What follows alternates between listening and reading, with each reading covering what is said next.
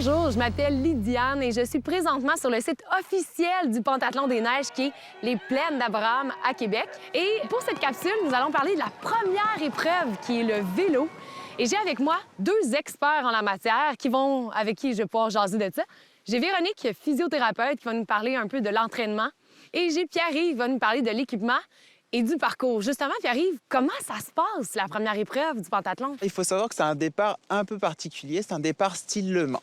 C'est-à-dire qu'on part en courant sans notre vélo pour aller chercher notre vélo sur un rack à peu près une centaine de mètres plus loin, trouver notre vélo et ensuite embarquer pour partir. C'est toujours très, très spectaculaire. Tout le monde part à bloc. Vraiment, vraiment cool. Ensuite de ça, on part sur un parcours de vélo qui est essentiellement asphalté, donc ça roule très vite. Il y a juste une petite section où on doit débarquer du vélo, pousser son vélo parce que c'est dans la neige, puis ensuite réembarquer. Ce qui veut dire que si c'est sur l'asphalte, est-ce que moi, je pourrais apporter mon vélo de route pour faire l'épreuve l'an prochain? Alors non, ça, tu peux pas faire ça parce que le règlement oblige d'avoir des crampons.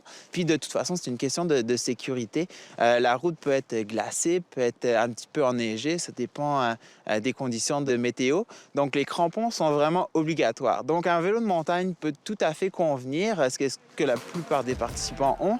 Après, si tu veux vraiment y aller compétitif, le vélo de cyclocross ou un vélo de gravel est vraiment l'outil le plus rapide pour participer au pentathlon. Super, merci Pierre-Yves. Véro, j'ai su que tu avais fait à plusieurs reprises le pentathlon. Et à ce qui paraît, selon les adeptes, l'épreuve de vélo serait la plus souffrante. Est-ce que tu pourrais m'expliquer pourquoi? Bien, hormis les conditions de neige qui peuvent rendre la tâche là, vraiment ardue, à mon avis, peut-être que ces participants-là ont peut-être pas fait un assez bon puis un assez long échauffement. Parce que l'échauffement, c'est vraiment la base de la prévention des blessures. C'est directement en lien avec la performance. Pourrais-tu me dire c'est quoi un bon échauffement? Bien, un bon échauffement pour une épreuve comme le pentathlon, ça commence environ 25 à 30 minutes avant l'épreuve, puis ça dure un bon 20 minutes. Ça va être divisé en 3 phases. La première, c'est vraiment pour augmenter la température du corps. On va aller faire un petit jogging léger, exemple, d'environ 8 minutes. Fait que c'est vraiment important, surtout en hiver, de vraiment réchauffer les tissus pour les préparer au stress qui s'en vient. La deuxième épreuve, ça va être plus relié à l'activité spécifique. Fait qu'on va dire au cerveau qu'est-ce qui s'en vient. On va rendre les gestes beaucoup plus fluides, puis on va avoir une meilleure économie d'énergie. La dernière, vraiment plus courte, va aller chercher des plus grandes intensités, fait que des petits sprints, là, par exemple.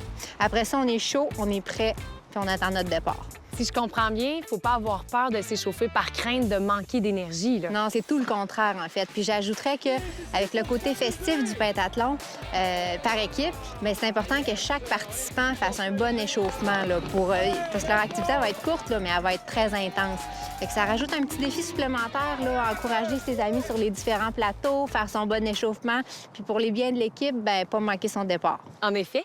Et dis-moi, la position sur le vélo, est-ce que c'est vraiment important d'avoir une bonne position? Bien oui, il y a beaucoup de participants qui empruntent des vélos, justement. Fait que c'est important, avant, de tester le matériel, puis de s'assurer que le vélo il est à bonne grandeur pour nous, puis qu'il est bien ajusté pour éviter, justement, le risque de blessure, puis maximiser nos performances. En cas de doute, je rajouterais, là, allez consulter un expert physio dans le positionnement du vélo. Vous allez voir, il est vraiment bien outillé pour vous aider. Merci, Véro.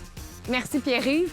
J'ai franchement hâte de voir le départ de la première épreuve. Je pense que ça va être assez impressionnant.